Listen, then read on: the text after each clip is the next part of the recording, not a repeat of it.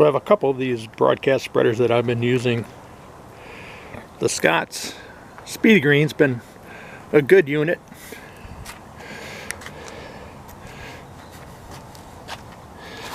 I like the pull handle to open the shutter.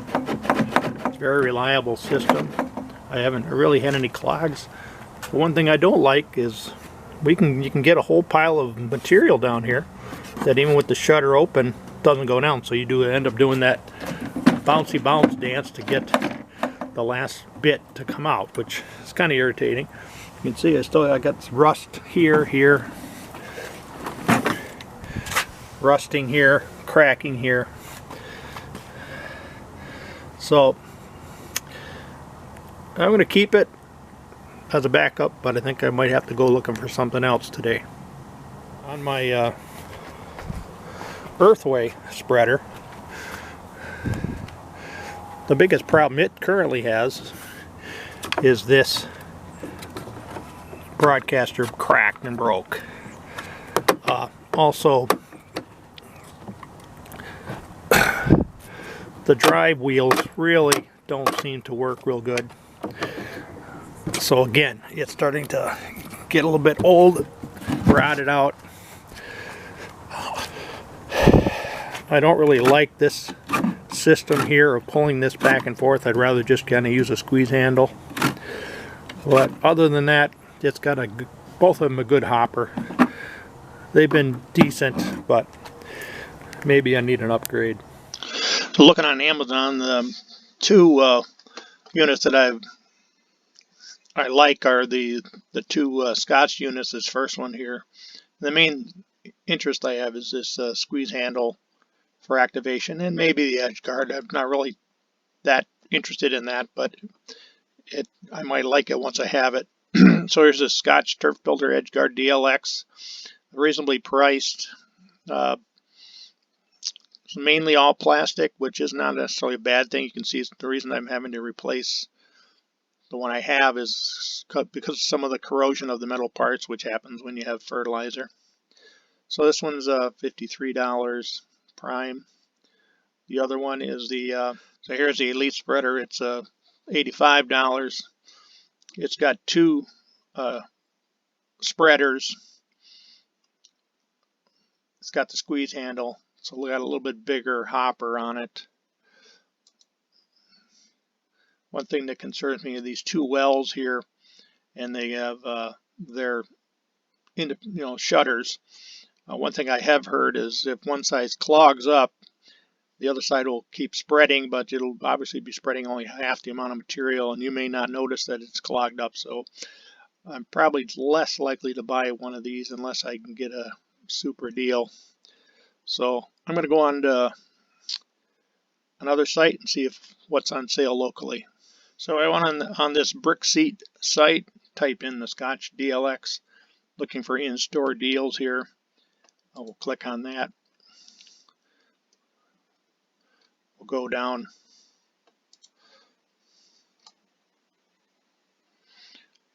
Looks like it's up down to $30 in some stores.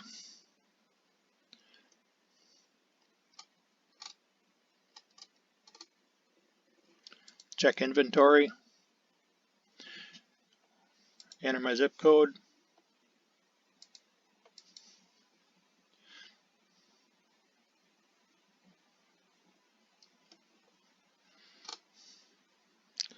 Looks like they have down at one of the closer Walmarts nearby is this one in Shakopee, Minnesota. $30. They have 4 in stock. The other one's up to $40, $36, a little bit farther away. So let's take a trip down to the Shakopee store and see if they have this one in stock. While I'm here, might as well check out what the Scott's Elite is.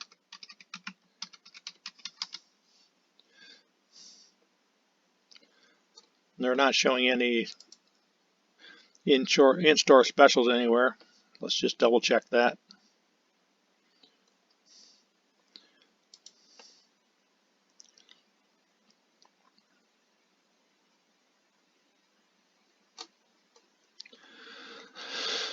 So it looks like the lows everybody's got it at $100. So nothing really great there. Maybe $90 on Home Depot. And as we saw, $85 on Amazon. So like us take a trip down to Wally World and see if we can pick up one of them DLXs. Well, sure enough, they had exactly 4. $30. Alright, made it back from Wally World. I got this DLX for $30. Got it put together here.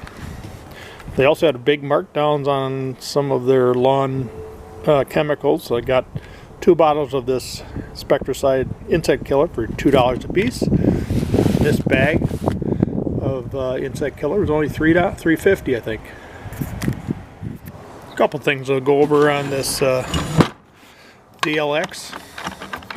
You can tell the wheels are pressed in, pretty much one piece.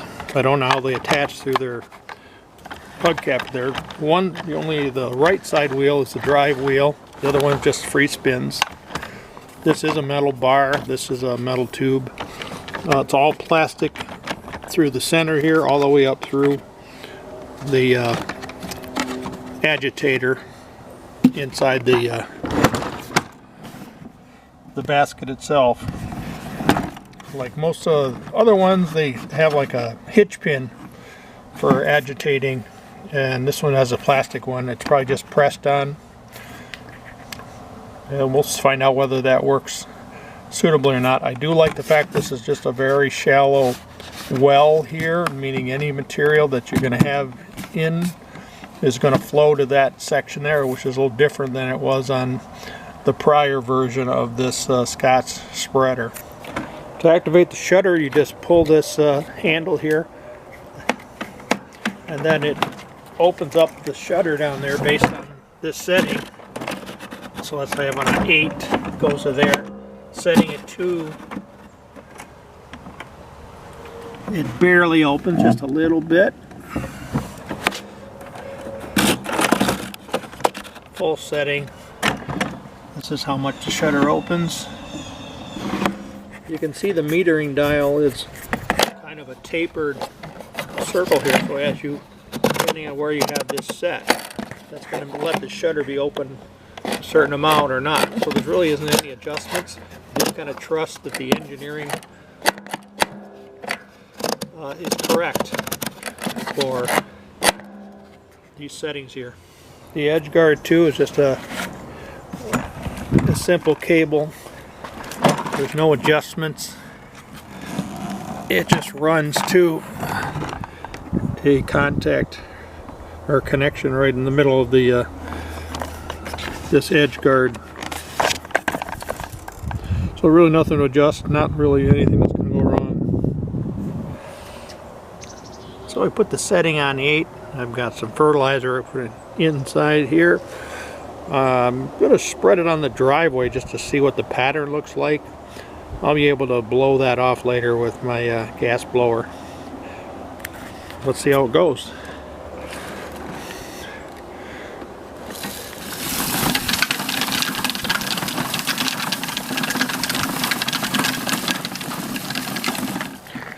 So that was with the edge guard on. Believe it or not, I forgot to take it off. So you can see there really isn't any chemical off to the right. I'll take it off, continue on here.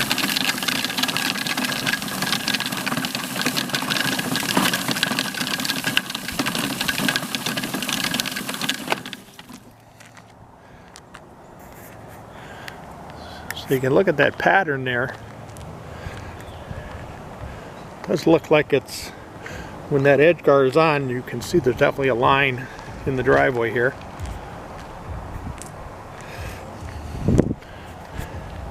Even after I took it off, there is a little bit more of a line near the right wheel.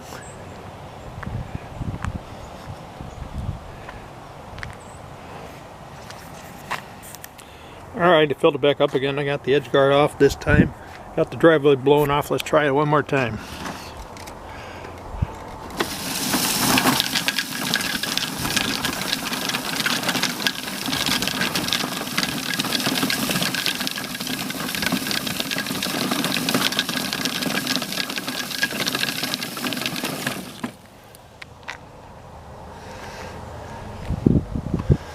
try to follow the same line here. It definitely looks like it shoots off to its left a little bit more than to the right.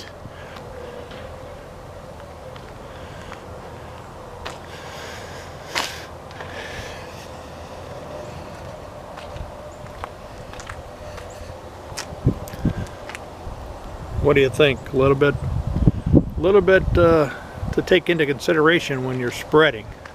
We're going to give a little bit more thrown to the left than to the right with the edge guard off. And the further you are away from the center, obviously there's going to be less material.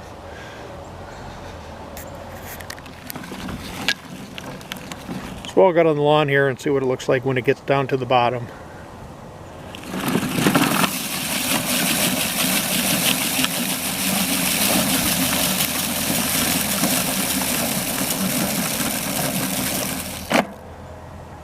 So you can see you do have to do a little shake to get things recentered again, just like most things.